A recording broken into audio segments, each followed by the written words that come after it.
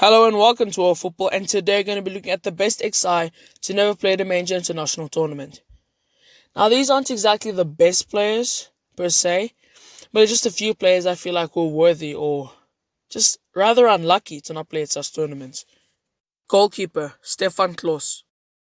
Born in Dortmund in 1971, Klose was Borussia Dortmund's number one from 1990 to 1998, including the 1997 Champions League final, where BVB went on to win 3-1 against Juventus. During his career, he's won a host of trophies, including 2 Bundesliga titles, 1 Intercontinental Cup, and 4 Scottish Premier League titles, but couldn't even feature once for his nation, competing with the likes of Jens Lehmann, Andreas Kopke, Oliver Kahn, and Bodo Ochner. Centre-back, Paolo Cannavaro. Best known as Fabio Cannavaro's little brother, Paolo was a great defender in his own right. Starting his career at Napoli, Paolo joined his brother at Parma, one of the best clubs in the world at the time, but would later rejoin Napoli after making 102 appearances for the club. At Napoli, Paolo captained them for 7 seasons and won a Coppa Italia in 2012.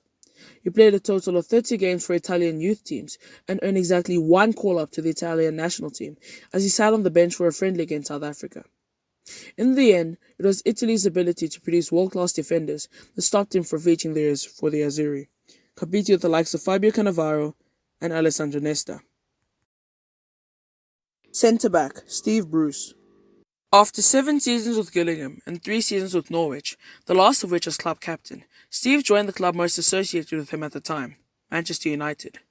He would soon captain United as the team started to dominate the English league system, and his iconic centre-back partnership with Gary Pallister, described by Manchester United itself, is arguably the greatest the club has ever known, and possibly the greatest Premier League has ever seen.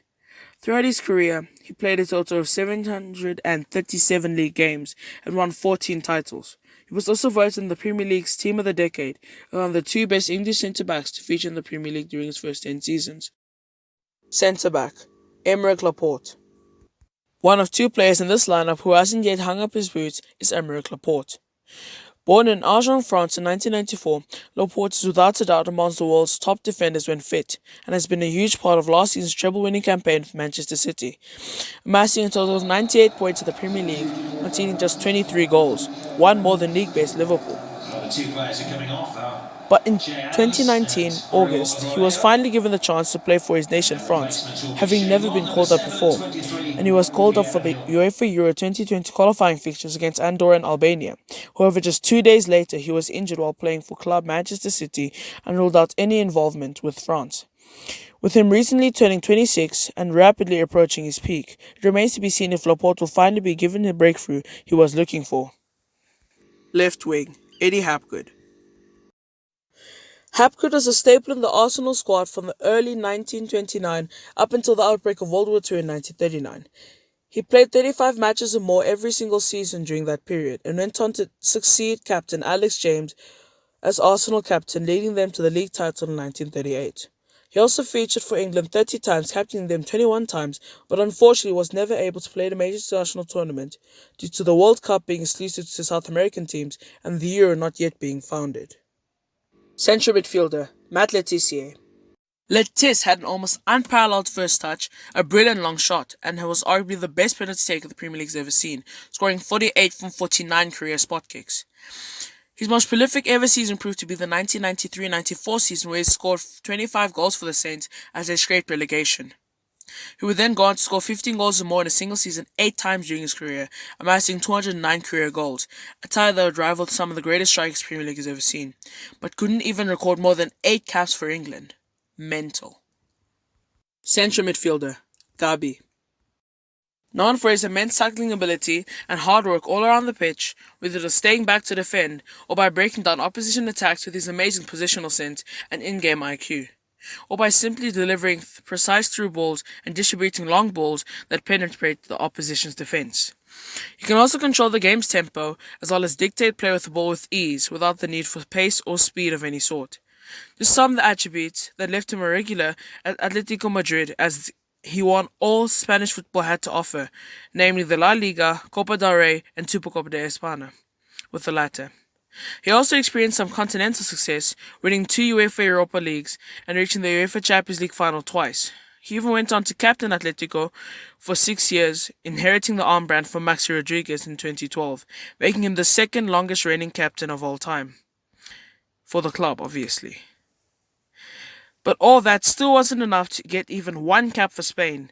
But when you have the likes of Xavi, Iniesta, Fabregas, David Silva, Xabi Alonso, and even Santi Cazorla competing for the same position, it isn't hard to see why. Right wing, Ryan Giggs. More offensive addition to this lineup, Giggs played over 950 games for Man United, remaining a starter for almost all of his 24-year career, winning 34 trophies in the process, including 2 Champions League titles, 13 Premier League titles, and tons of domestic trophies. Ryan made his debut for the Wales under-23 national team, but it would turn out to be his only appearance for the team, as his immense talent saw him get called up immediately for his debut away to Germany in October the same year. Giggs was clearly Wales' most talented player since Ian Rush and played every competitive fixture international football had to offer. But a string of unnecessary injuries and constant Wales call-ups meant that playing Giggs in non-competitive fixtures would just cause more injuries. But even then, Wales still weren't able to qualify for a major international tournament, therefore earning him a spot on this list. Forward, Valentino Mazzola.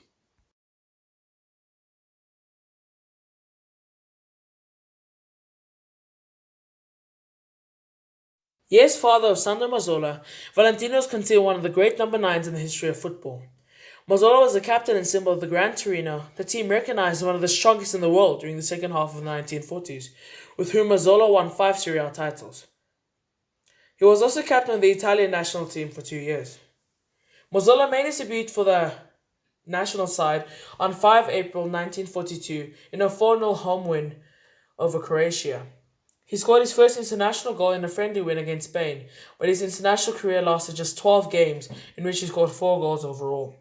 Well, that could have been more, as he just received the captain's armband off Italy great Silvio Piola, but tragically passed away at the age of 30 in the Super A disaster. And the fact that Mazzola was already in his prime and had already proven himself at the top level, who knows, he could have gone on to be a World Cup winning captain, providing the creative and attacking edge Italy needed, as well as the leadership and dedication of one of the greatest Italians to ever grace the game. Forward, Laszlo Kubala. Regarded as one of the greatest players of all time, Kubala is also a club legend for FC Barcelona. A Hungarian international by birth, he also held Czechoslovakian and Spanish citizenship, and in fact played for all 3 countries, but never managed to play at any major tournament.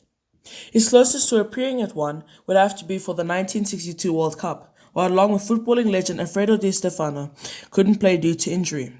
He was very prolific at both club and international level, amassing a total of 280 goals in over 350 games for Barcelona, and 15 in 28 international appearances. The highlight of his international career would have to be when he scored a hat-trick in a 3-0 victory for Spain in 1957. Forward, Paolo Di Canio. A clearly talented yet controversial player, Di Canio was known for his creativity, technical ability, eye for goal, and dribbling, as well as his temperamental character, tenacity, and aggression on the pitch. Paolo spent 15 years of his 22-year career in Italy, featuring over 240 times in the Serie A for Lazio, Juventus, Napoli, and AC Milan, but never represented his nation. His most prolific season proved to be the 1999-2000 season, as he registered 17 goals and 8 assists in 42 appearances for West Ham. But even that wasn't enough to earn him an international call-up. But when you have to see the caliber of players he was contending with, namely Filippo Inzaghi, Francesco Totti, and Alessandro Del Piero, who can blame him? Anyway, that's it for today's video. Like and subscribe if you'd like to see more videos like these, and thanks for watching.